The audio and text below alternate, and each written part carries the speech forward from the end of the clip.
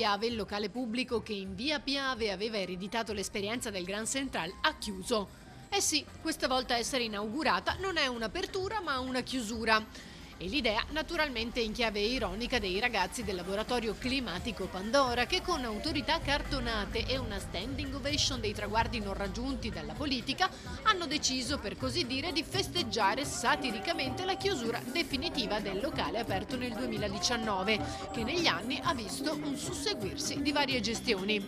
E proprio ricordando questi eventi, i membri del collettivo mestrino hanno simbolicamente tagliato di nuovo il nastro di un locale completamente vuoto, con tanto di striscione, con scritto "Nuovo buco nero di Mestre".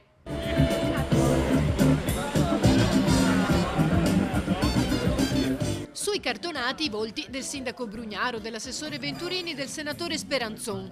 È motivo di vanto per la nostra amministrazione poter condividere con voi i nostri successi, che non sono altro che la testimonianza effettiva di tutti i nostri sforzi per dare vita e riqualificare quest'area, come il locale che vedete alle nostre spalle. Ah, no, hanno spiegato ironicamente i manifestanti, che poi seriamente dicono: la nostra ironia può far ridere, ma questo è un momento di grande tristezza. La politica vuole trasformare Mestre in una città per studenti facoltosi, turisti, eliminando i servizi fondamentali, chiudendo gli ospedali, abolendo il verde pubblico. È una città, concludono, che vuole investire nel privato.